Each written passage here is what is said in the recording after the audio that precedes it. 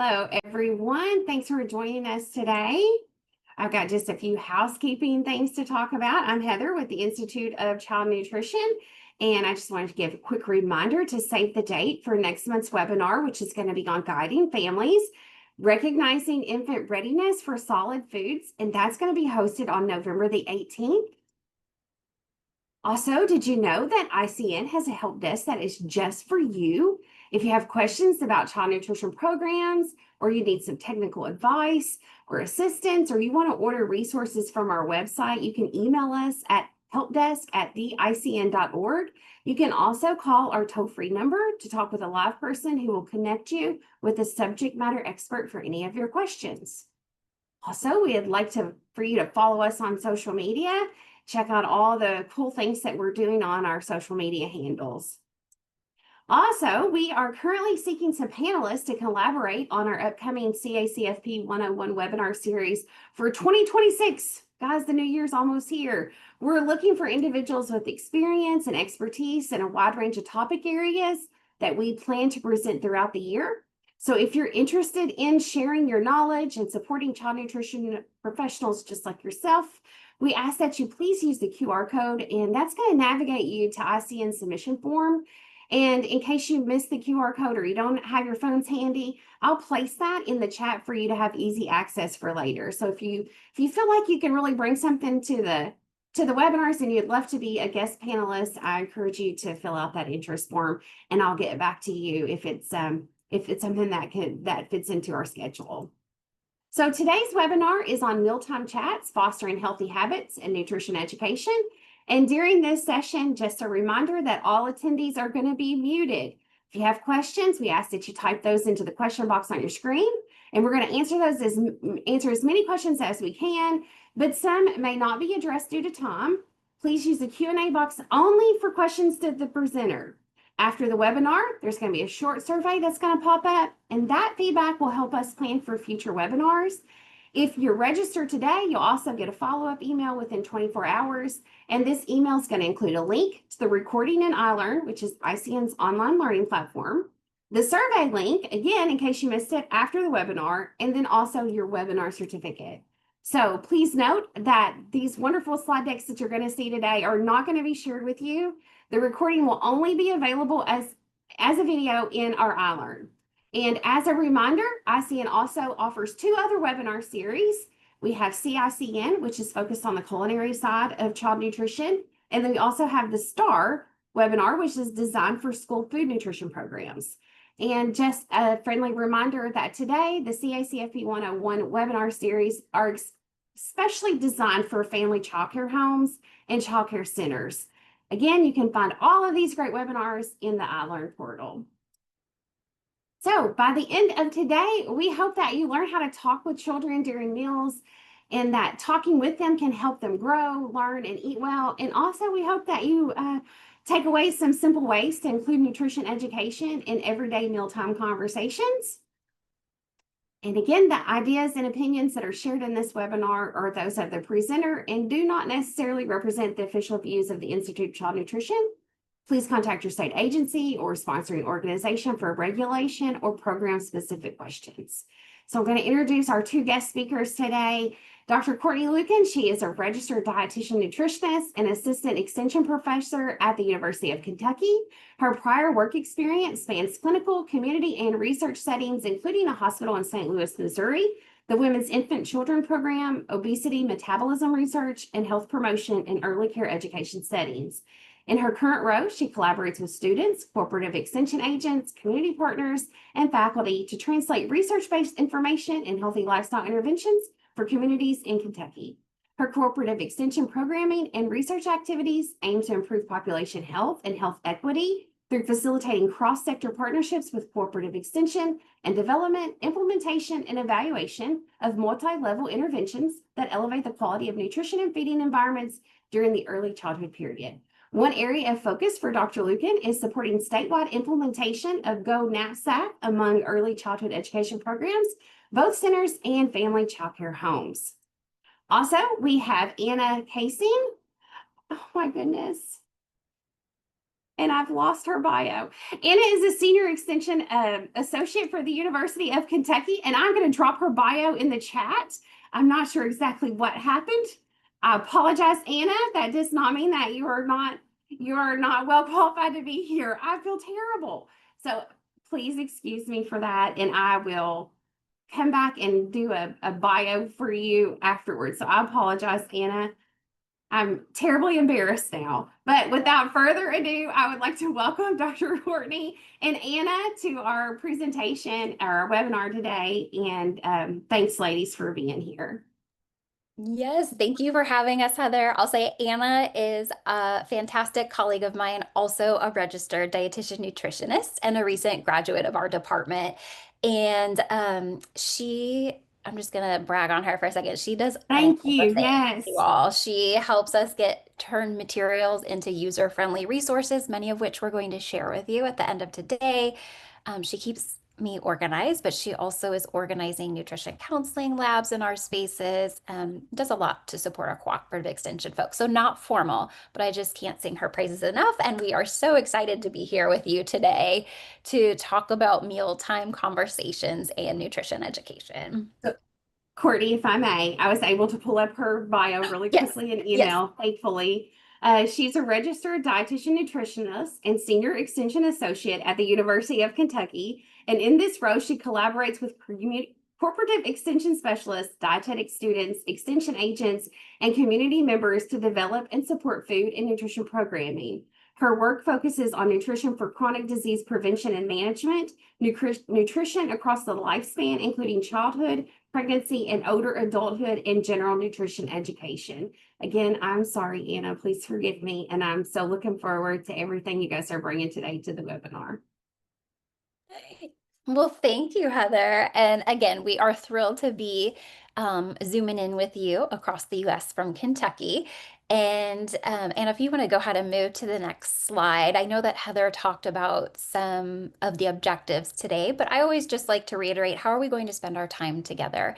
And if you'll notice at the top of your screen, it says join.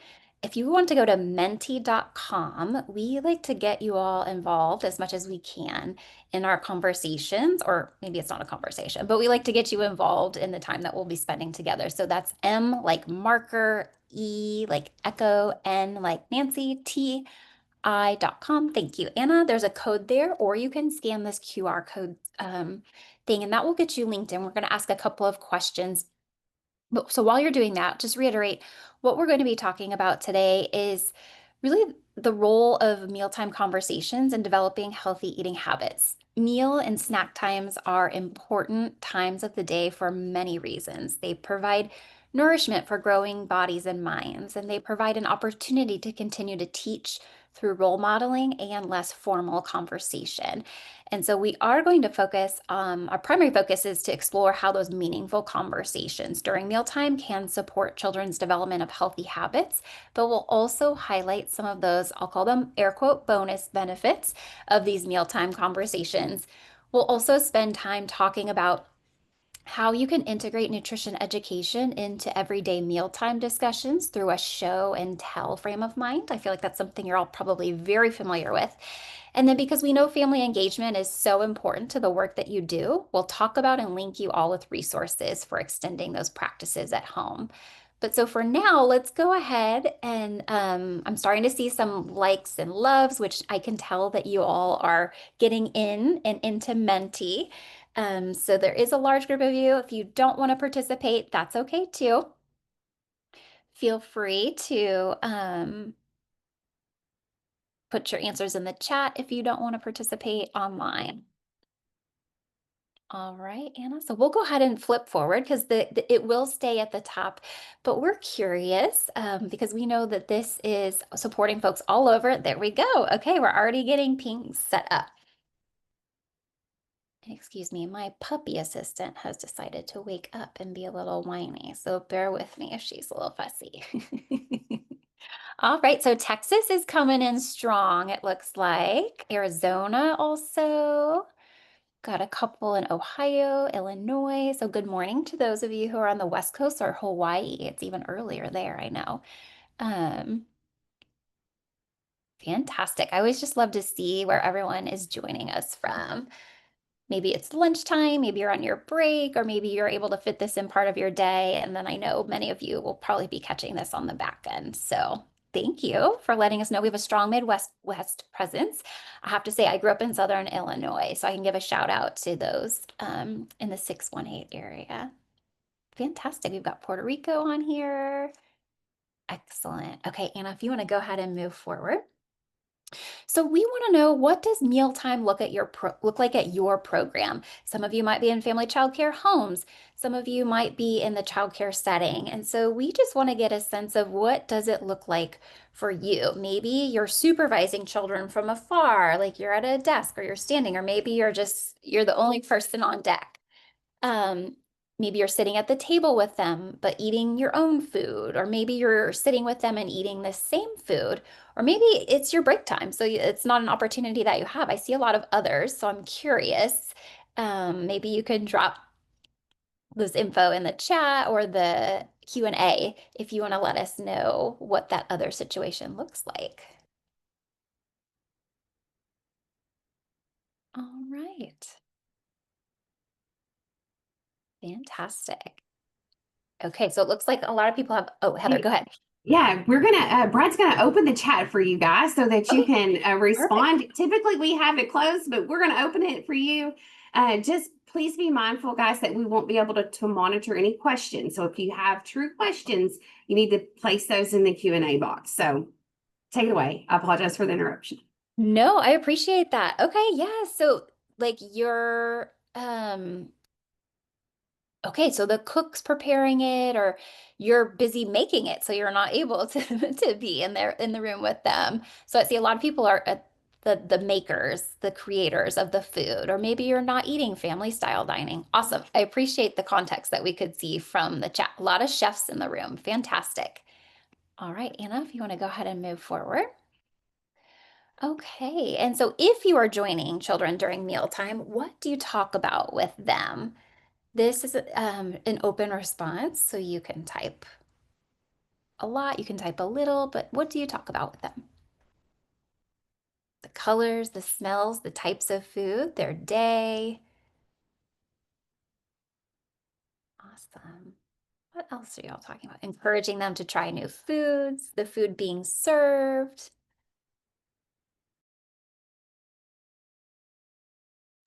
everything. I like the all caps. I let them know. If they've tried a new food, what makes them want to try? Okay, so you all are talking about food a lot with them already. Where it was grown. Awesome. What the food is used for. Okay, I see a lot with colors. Fantastic. Great learning opportunity and a way to reinforce it. All right, Anna, if you want to go ahead and move forward. So now we want to gauge how comfortable you feel with your ability to include nutrition education into mealtime discussions. And I can guess what these numbers might look like based on some of the answers we've seen this far, but we'll kind of see where you're at. So looks like many of you feel very comfortable. Some with more training, I would feel comfortable. I could do it, but I don't do it currently. Not comfortable at all. Where do I even start? And it's okay to be where you are, right? We all start somewhere and we can do things differently over time. Fantastic. Well, we'll look forward to hearing from those of you who feel very comfortable and do it already, because there's nothing better than hearing straight from people who are doing the work. Awesome, Anna. If you want to go ahead, we'll keep on moving forward. And so now we're going to talk about how mealtime, now that we have a sense of what it's looking like for you all, we're going to talk about how mealtime behaviors support those healthy eating habits. So if you want to go ahead and move to the next slide, Anna. Mealtime, it really provides this link between conversation and nutrition education and the larger context of what is happening. There's a lot going on at mealtime, I'm sure you can all imagine. Although I was able to pop into my daughter's childcare program, I think it was a couple of weeks ago. We had a field trip for some in the morning and we got there right around lunch. And it was a very calm, serene, seen. I was very impressed. I've done some research where I've observed meal times, and I know it takes a lot of work to get there with the transitions and hand washing and all of that kind of stuff. So there's a larger context within which you're trying to have these mealtime conversations. But those conversations, while important, are just one piece of that positive mealtime environment. And so before we dive in deep to provide information and ideas about how to incorporate nutrition into your mealtime conversations, we're going to talk about the benefits and what contributes to that. So if you want to move forward, just want to kind of set the stage, kind of take a step back from the food alone and think about what a mealtime conversation, what kind of opportunities are available through mealtime conversations. Yep, thank you. So one is that you really can put rules, expectations, and routines into place. And what this does, it helps children anticipate and prepare for those interactions around the food.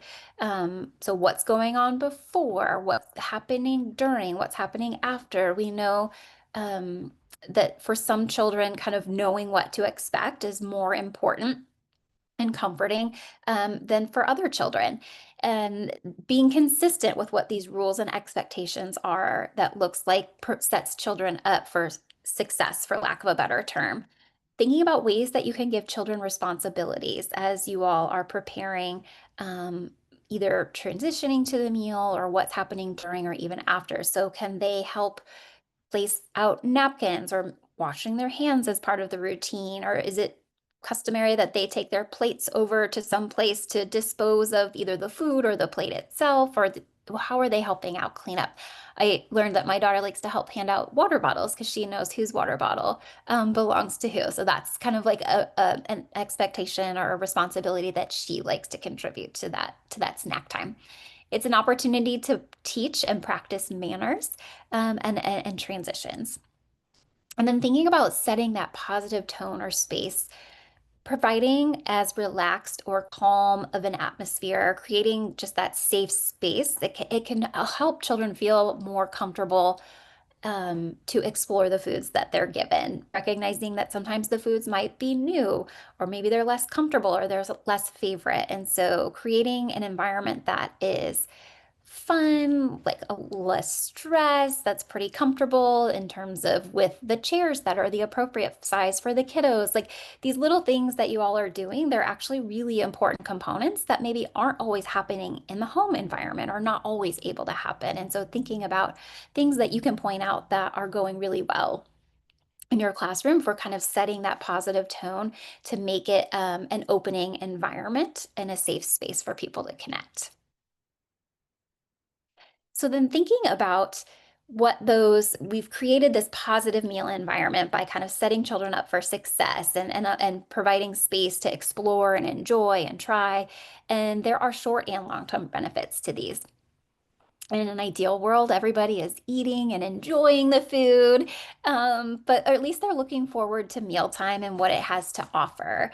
Mealtime provides an opportunity to provide encouragement and praise for trying new foods or even just exploring. Trying doesn't have to mean chewing and swallowing, but trying could be smelling or touching, engaging with foods in different ways.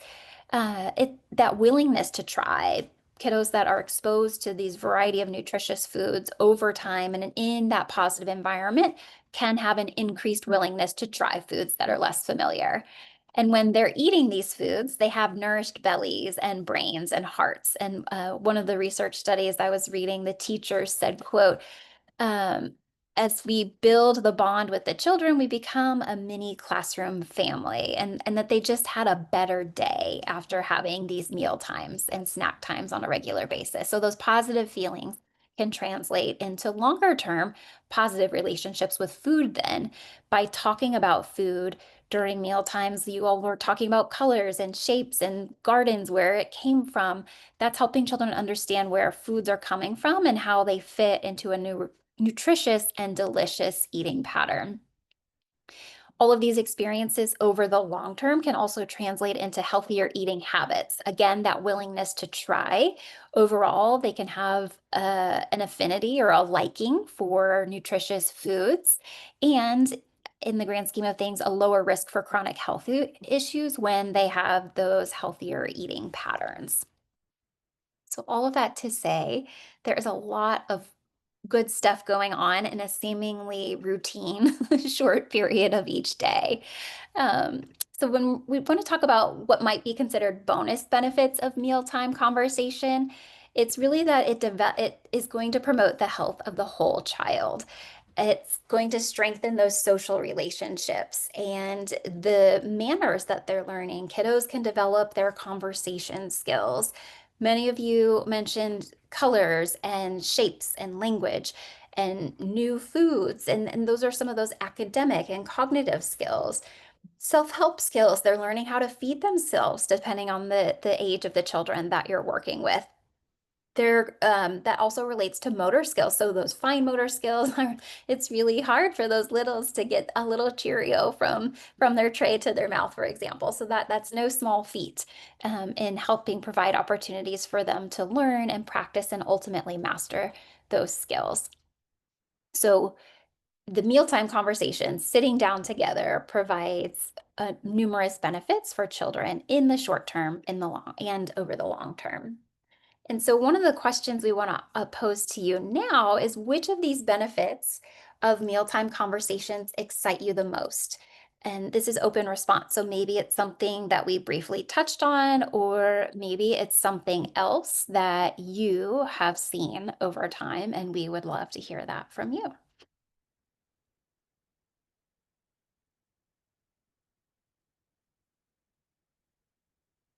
I'll give you all a moment to type because I know if you're on your phone like me, I'm kind of like slow.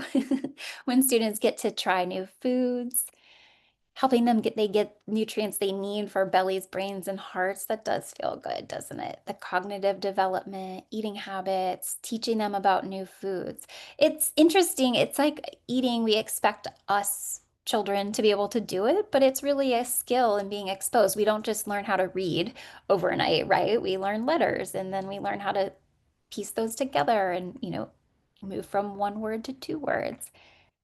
All right. So it looks like a lot of you really are most excited about trying new food, speech development, and culturally responsive practices by connecting food with cultures. Food really provides a great opportunity to learn about people in our community and people in our world. Fantastic. All right, we'll go ahead and keep moving forward. Anna, I think this is where I kick it over to you. Awesome. Thank you. All right, so now we're going to tap into that show and tell aspect that Courtney mentioned at the beginning. And by creating an environment that shows children about eating some of these nutrition and delicious foods, we can help foster their relationship with these healthy foods and with mealtime in general.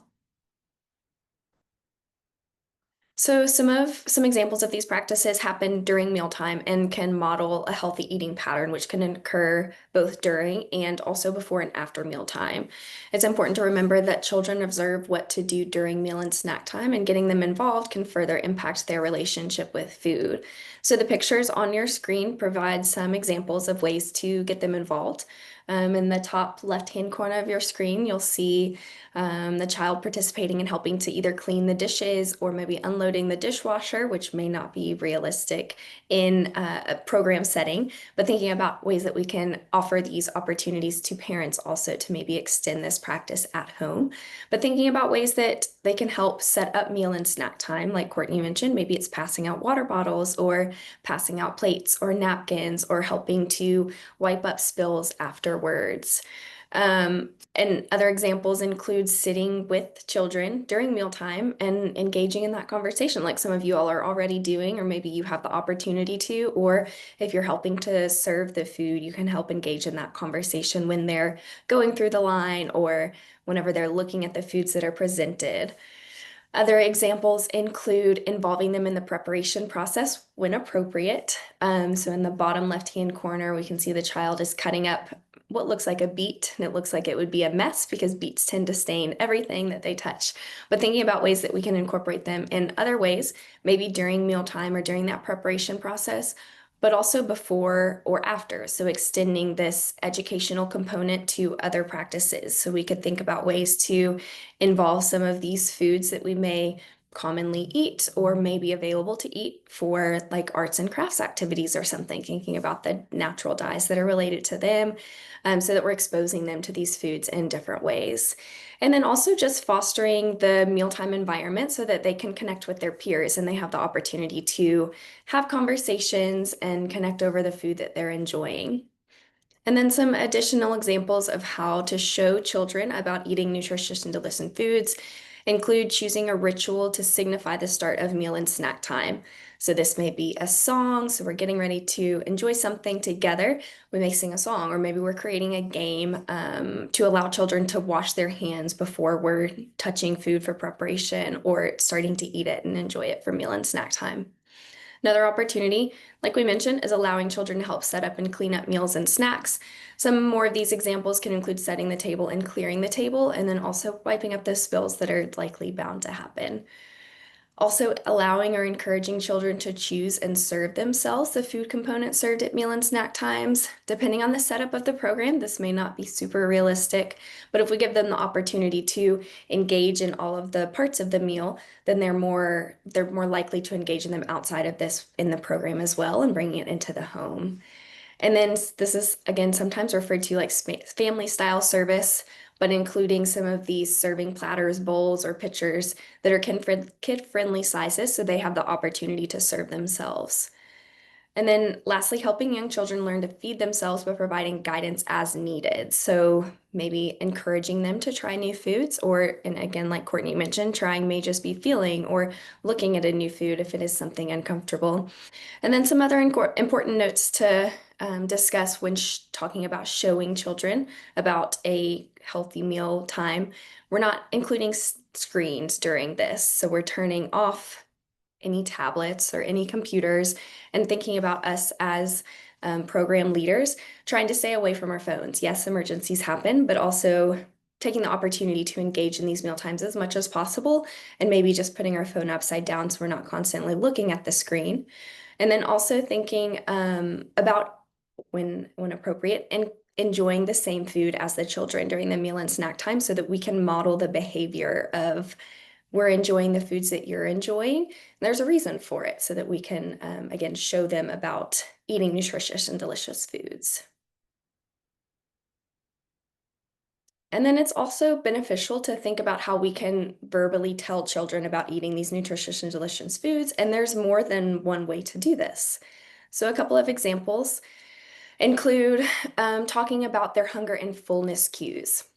So allowing them to tap into their own body cues for identifying when they are hungry and when they feel full.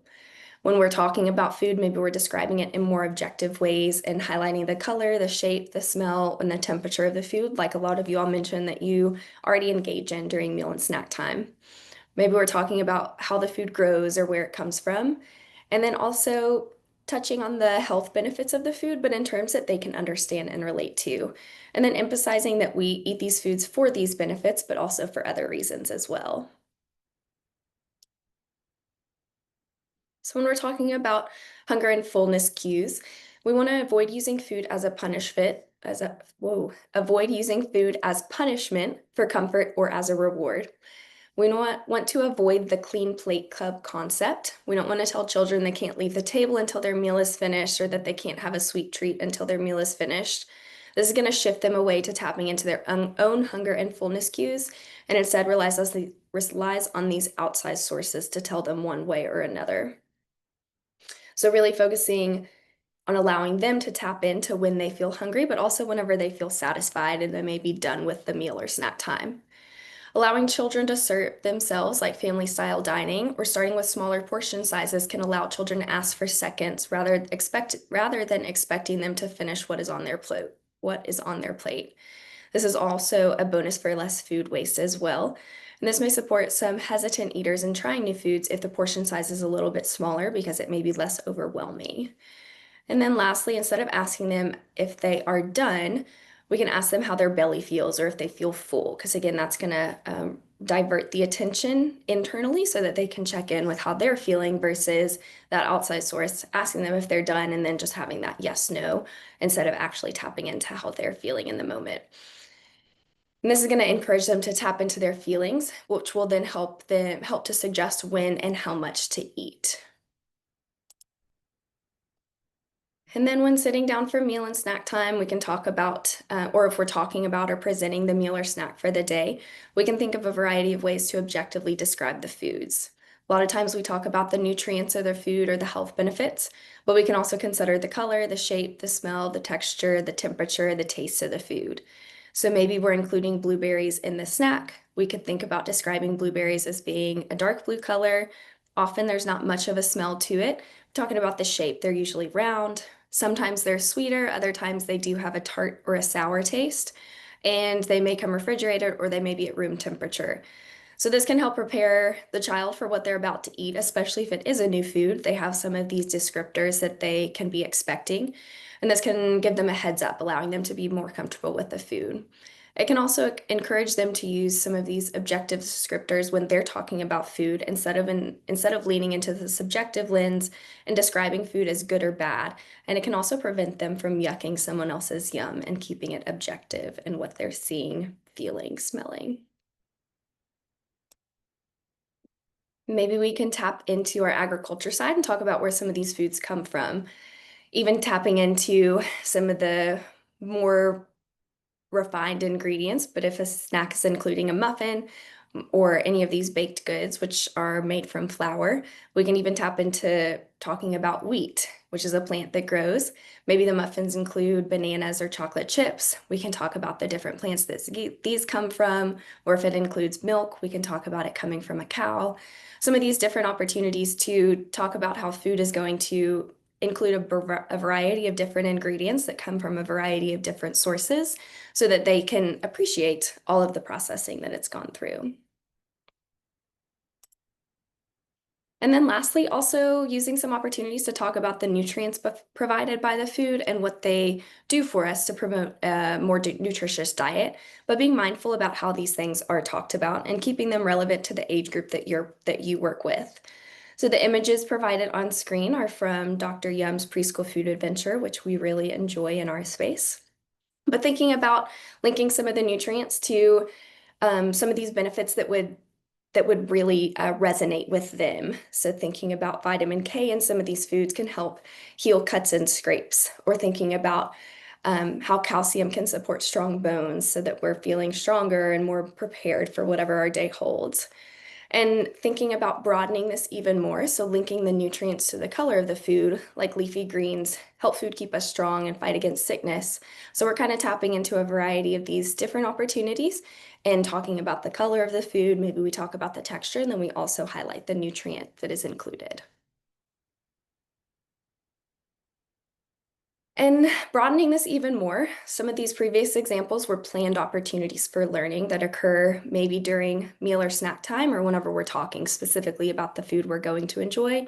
But we often have other opportunities, including unplanned learning moments, that can help extend this content. When we are doing arts and crafts, or if we're reading books or thinking about different activities to incorporate, we could think about using learning materials and resources that promote some of these nutritious foods. We could also think about rotating these seasonally to keep them fresh and new and exciting. Along with this idea, we can look at what resources we may be using, or if we're seeking out new ones, trying to limit materials that promote some of those less nutritious foods, because we want to normalize nutritious foods when we can. We also want to acknowledge and celebrate when children try new and some of those less preferred foods. And it may be helpful to include a visual meter for assessing hunger and fullness, because they may not be able to verbalize it, but may be able to identify with a visual to represent how they're feeling. And then lastly, using some practicing language around food to encourage them to try new things. We're going to tap into this last little note a little bit more, and then we'll practice some practicing language as well. So some examples of practicing language include saying things like trying new foods is like going on a flavor adventure. It takes time and practice. Encouraging them to try all of these different things and think about all of the different emotions or feelings that these foods may elicit whenever we're trying them. Another opportunity or example is saying it's normal for new foods to feel funny at first. That's just a part of learning. Just like if we were learning a new sport, it may feel weird to swing a bat if we've never done it before, but the more we practice, the more comfortable it gets. And then last example is tasting is just one part of the adventure. Touching, smelling, and looking are just as important. Really encouraging them to use all of their senses to try these foods. And we may be able to tailor this last one to be a little more specific to the food we're trying. So tapping into some of those descriptors, we can say strawberries can be a bit sour at first. Sometimes it takes a few tries before our taste buds can enjoy them. We're encouraging them to practice trying new foods or practice a new food multiple times before making a decision about it. So now I'm going to turn the table to you all. We are going to go back to Minty. We've got some examples to go through. Just to note, there's not necessarily an exact right or an exact wrong answer for this, but there's opportunity to say a bunch of these phrases in a bunch of different ways. So to start, instead of saying you have to eat all your spinach before you go play, what's an opportunity to reframe this mindset and also rephrase this to use that practicing language and to avoid some of those like clean plate club topics that we talked about?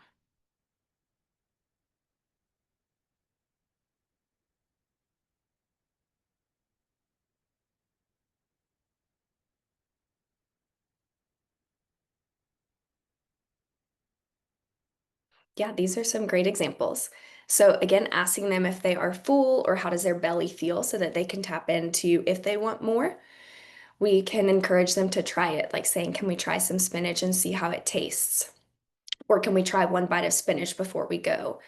Asking them what they think of the color and texture. So maybe they're not ready to try it by tasting it, but encouraging them to feel it or to smell it or to just observe it with their eyes.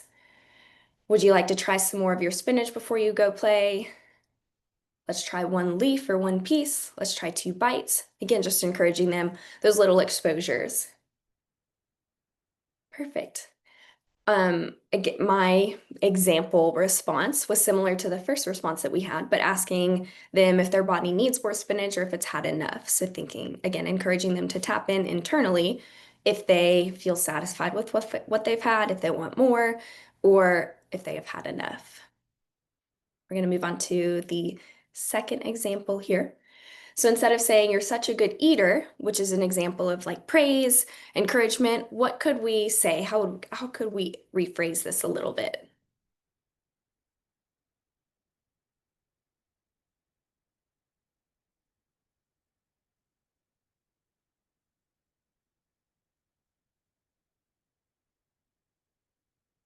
I'm proud of you for trying that new food.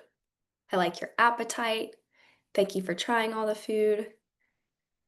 I like this one. Did you notice how crunchy or fresh it tastes? I'm glad you enjoyed what was on your plate. Yeah, these are great examples. Again, the one that I came up with was you ate all of your whatever we're eating. Maybe it's spinach again. You ate all of your spinach. What did you like most about it?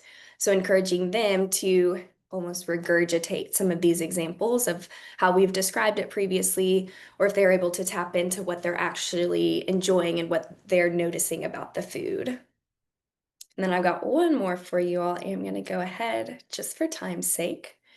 So if a child says, let's say we're sitting down for mealtime, or if they're going through the line, they say, what is that? I don't like it. I'm not eating it. How could you respond?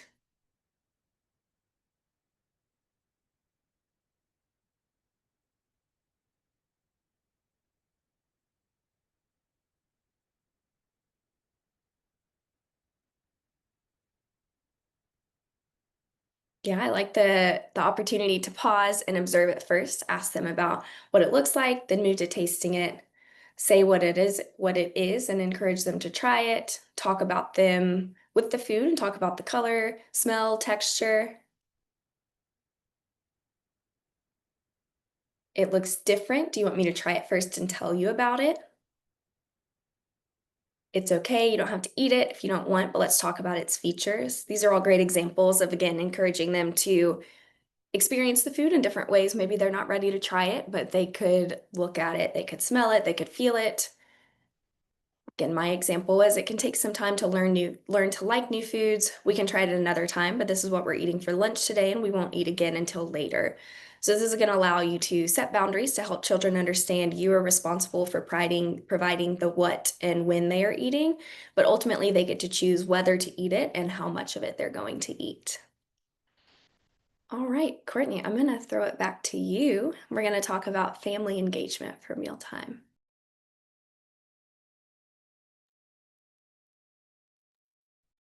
Would come off of mute, yes. You'd think I haven't been on Zoom for the last 5 years, but so family engagement, we know how important it is. And before we transition, I just want to say thank you for all your contributions to the chat and the Menti online. It was really wonderful to see kind of how you could apply this, or maybe already do, or how you might try something a little bit differently in the way that you respond to children when they throw us some scenarios where we're like, oh, okay, what we say and how we respond matters to this. And actually, those can be really, really helpful examples to share with families. And we know that for many of you, family engagement is an important component of maybe your quality rating, for example, or just the way that your programs are structured. And so if you want to move forward to the next slide, Anna, some ways to think about how to engage family around nutrition education, mealtime conversations is kind of like lowering the stakes. Nobody has to be a nutrition expert here. Anna gave some great examples from the Dr. Young program that talked about links with specific nutrients and foods and health. All that to say, you have like developmentally, they're not quite there yet, right? These are concepts that we're building on. So keeping things very simple right now. And so kind of letting parents let that go and really just focus on like talking together and those sensory experiences. I think so sharing about your class time meal routines. What are your routines and the ways that you're talking about your food? Is it the temperature? Is it the texture? Is it the taste? Is it the color? Is it the smell or like preparing it, like when you're talking children through what that routine is? So share about what your classroom mealtime routines are. Maybe ask families, what's your mealtime like at home? Not all families are able to eat together. And so I think kind of again, lowering the stakes that like an adult with a child counts as a family meal. It doesn't have to be everyone all around, but helping them see what you do at school might be really valuable for how they could apply it at home, or maybe some troubleshooting together. And I know I'm imagining, at least based on my own experiences, is that the interactions can be very, very short, and yet they can also be very, very meaningful. I feel like I can learn a lot in the 60 seconds that I've been there at pickup, for example. Oftentimes we linger a little bit longer because my kiddo wants to get her hair done or she wants a snacky for the road. But I, as a parent, am also welcoming, like, what are those successes and challenges? I think one of my favorite things is parents will oftentimes hear that their child tried broccoli or something at school, and they're like, I can't get them to try anything. And so talking with them about how did that happen? We did an activity earlier in the day where we were just coloring, or we were talking about broccoli as trees, or providing, again, kind of those lower stakes ways for children to engage with the food before being expected to chew and swallow it. Also share the challenges. Maybe parents can have some suggestions for what works at home for them that might be useful to you in the classroom. Is it possible for you to provide opportunities for families to share a meal with children? Can you have them come during the day? Can you have them be part of a snack, or maybe it's some sort of special event, if you're hosting? Just a way, again, like where you can extend the role modeling to the family, but they can also maybe share role modeling with you, that back and forth way that you can learn from one another. So thinking about who can be you all can share with, what you can share about the mealtime, why, giving them kind of the whys behind it, helping them see what some of those benefits are that we talked about today, how it can help the child. I know for me, it's like a smoother evening. What can we do to have a smoother evening? And so those suggestions from teachers are very, very useful. And so just letting families know, again, an adult with a child sitting together, eating the same foods without those screens, and getting children involved in the process are all really, really helpful. We have a ton of resources that we will share out with you. I know that our friends are dropping some in the chat that they have. And then we also have some things from Kentucky that we're happy to share freely with you all. One is a family mealtime how-to guide. This could be really useful to share with your families, maybe useful for you as well. Using My Plate for our plates. Anna and I pulled together, we don't like to recreate the wheel if we don't have to. So we like to pull in resources. Our Snack Club website is that QR code there. So we've just pulled a variety of child nutrition resources that could be useful to you and or you can share with your families.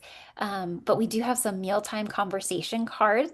Sometimes families don't know what to talk about. I was on a call just yesterday and learning about some of the family needs in our state when families aren't necessarily integrated or parents are able to get custody of their children again, but learning how to prepare food together and sit down together can be a new skill for some. So thinking that through, what kind of resources can you also provide your families to support them with this experience at home?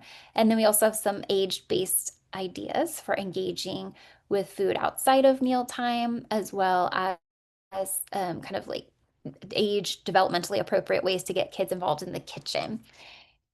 Talking about how we talk about food matters. That carries forward in life. And so I think Anna has role modeled some great examples of what that could look like for you all. And then we also have this guide that can be shared with families, just thinking about trying to use objective language and being more descriptive rather than judgmental or putting moral value on certain foods or things with that nature. Yes, we want all of our children to be healthy, but then the word healthy can be tossed around so much. It can be really, and a kid can have a hard time. My kids are sometimes like, is this healthy for me? And like, yes, there's elements like it has energy for you. That brownie, yeah, it's really delicious. It's going to bring us joy to eat. It also is going to give us lots of energy. Do we need to eat lots of those? No.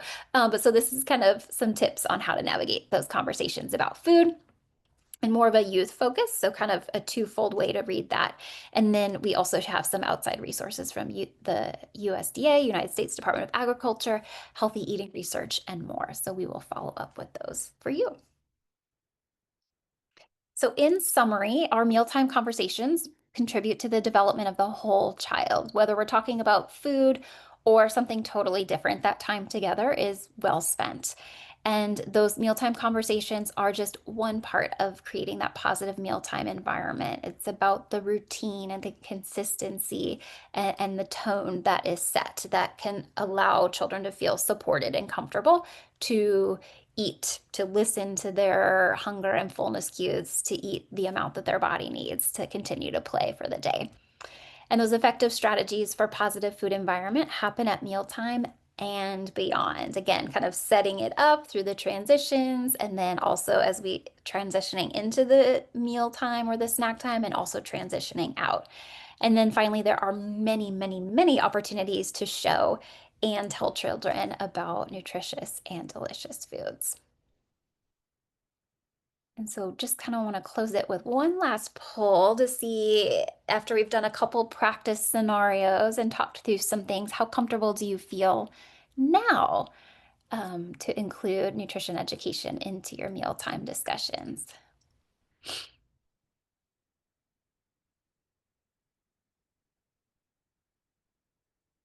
Okay, so continuing to see some movement.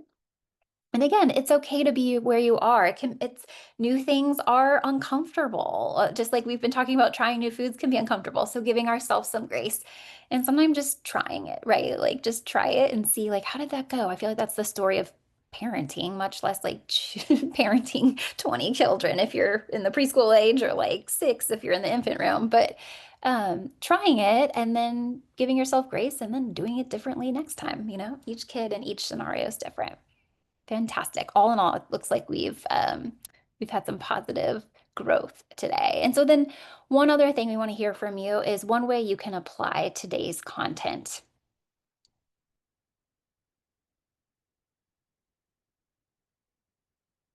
And I think my puppy assistant has finally worn herself out now that the presentation's over.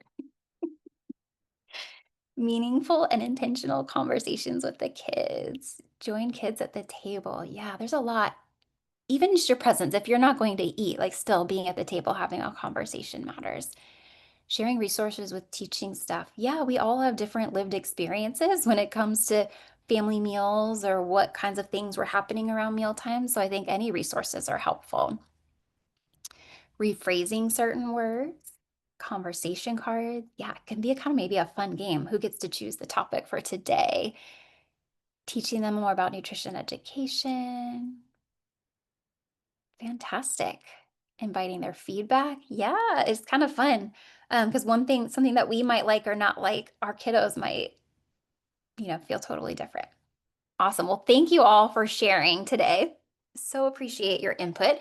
If you want to find us, our cooperative extension has a pretty active social media presence. It won't be as directed towards childcare programs as, say, the Institute for Child Nutrition, but we do have a lot of resources. So you can find us on Facebook and Instagram, and Anna and I are housed in the Department of Dietetics, so that's linked there. Again, we definitely won't have as much, it's more student focused, college student focused, but you're welcome to reach out to us if you have questions there.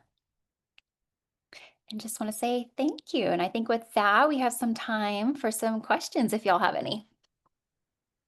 We do have several questions. Thank you guys for your expertise. And also, I really love, Anna, that you mentioned putting the phone down, because we encourage that among our students and our children, but sometimes we don't hold ourselves to that same standard. So that was really, I identified with that. Thank you for that. So we do have some questions in here. Alec says, can you speak to the balance between educating children about the nutrients in food and how that information can sometimes be used intentionally or not to pressure to eat them more? So what about the balance? Is there a perfect balance there? That's I'm like resonating with that, right? We're like, we know So this is take a good moment, for yes. you. We want you to eat this. I think Anna's guidance in the telling it kind of first is that hunger and fullness. Like it's really important because kids more they really have that skill, like born with it for hunger and fullness. Think about babies, right? It's so kind of like wired. They can tell you when they're hungry and then they stop when they've had enough. And over time, our environment cues us to tune that out. It's just harder to tune in. And so I think preserving that hunger, checking in, like, oh, how's your body feeling? Would you like any more spinach? I think that's a great place to start. And then it might be, I know my kiddos they like to sneak in dessert like during it. And so they're like, oh, I'm finished eating. I've had enough. But then they somehow have room for a sweet treat or something. But then they come back to their dinner. So it might be kind of navigating some of that, like creating this big picture, right? Because all the foods can fit.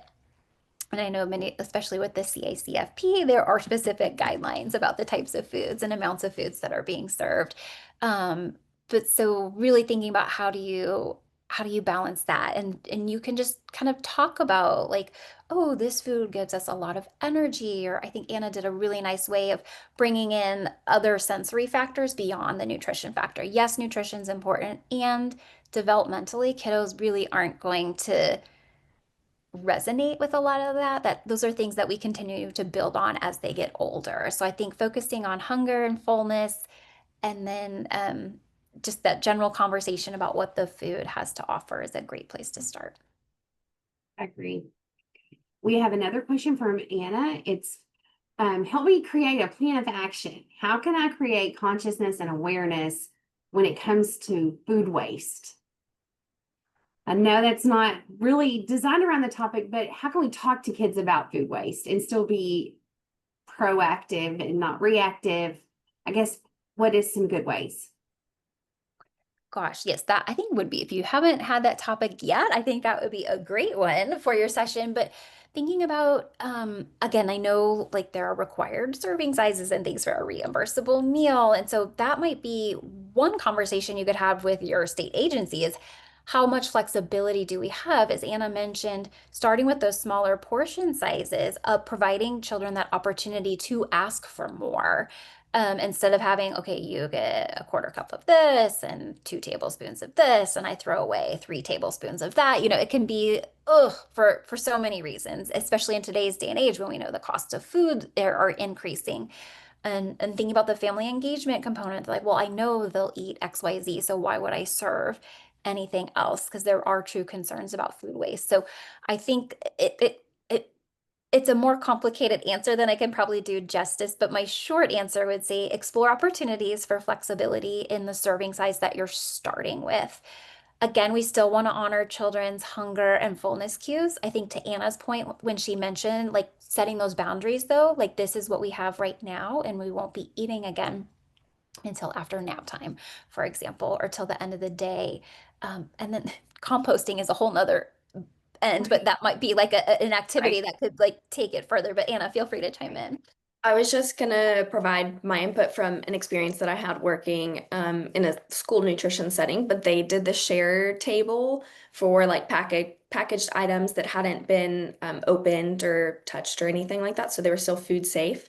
But because for reimbursement, they were required to take some of these items, even if they knew up front they didn't want them, so they could put them on a shared table so another student could come and grab it and use it or take it home even.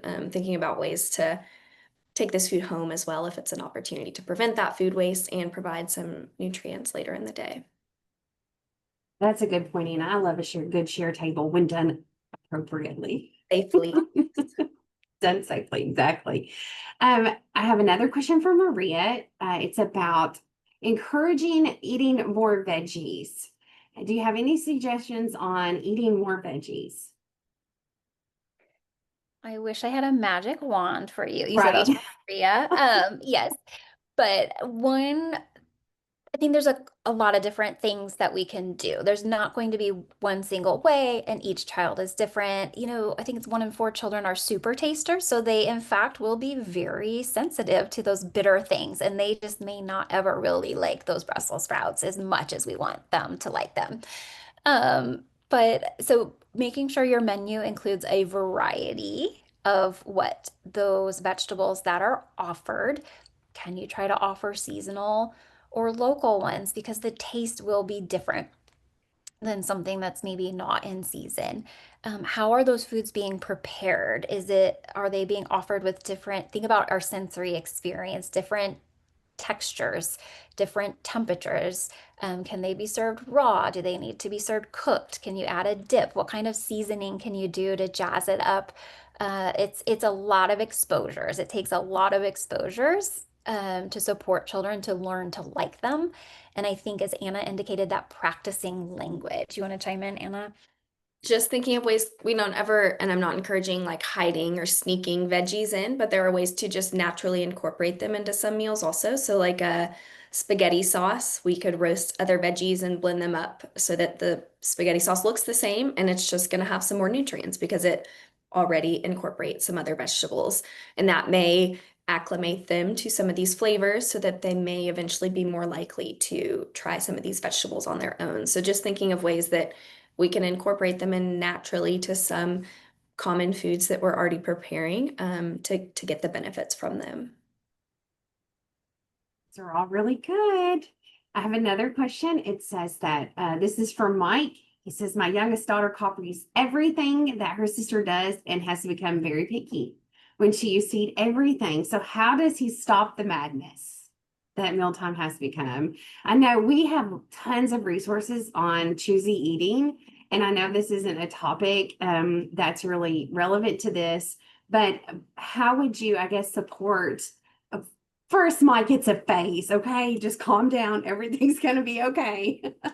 But how can we support Mike in supporting his daughter, who is now becoming a little more choosier because of mimicking her older siblings? Any suggestions, ladies? Anna, do you want to start? I'm dying at the emojis coming up on the side. Yes. People are resonating with you, Mike. Anna, do you want to start or do you want me to? Sure, I'll start and then I'll let you chime in.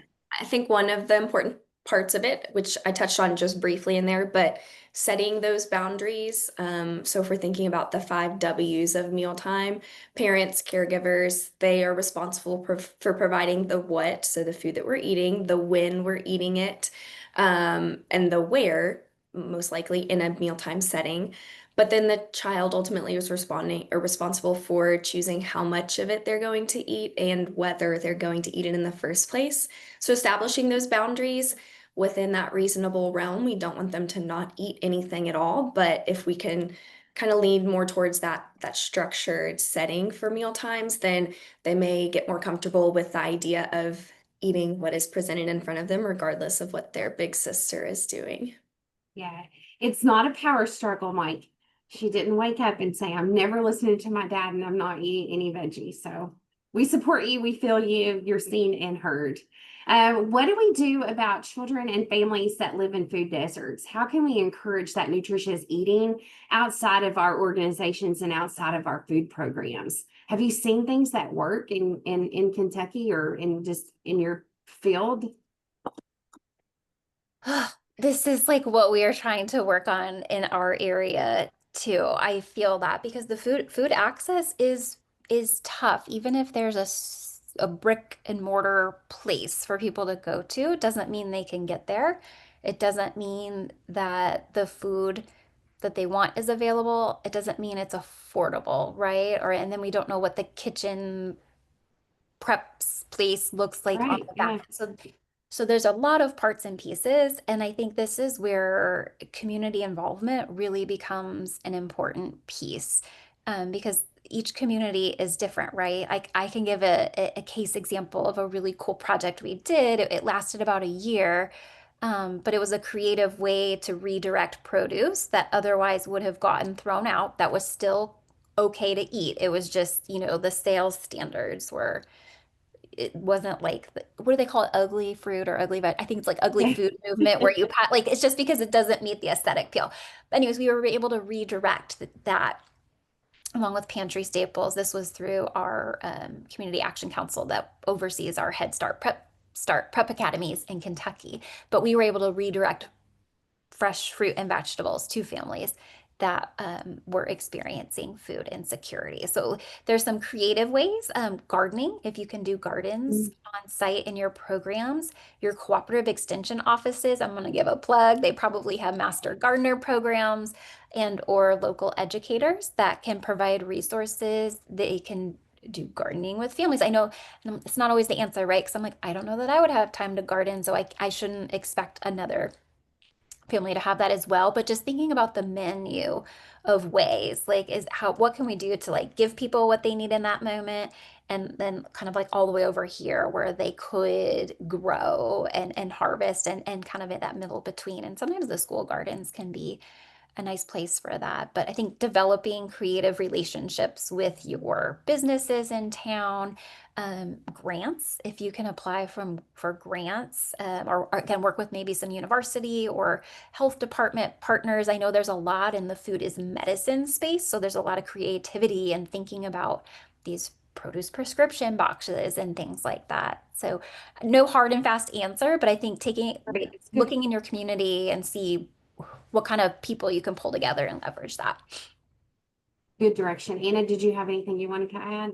I did just want to slightly brag on us, but with our food and nutrition team, we have been drafting, they're going through the process of getting published and on our website, but finding healthy choices at convenience stores and healthy choices at fast food restaurants. If someone does have access to some of these options around, those should be up by the end of the year. So you can visit our website, our publications that will be available publicly. And then also just looking at some other resources that your extension office may have on healthy eating and how to access and find some of these foods in your area.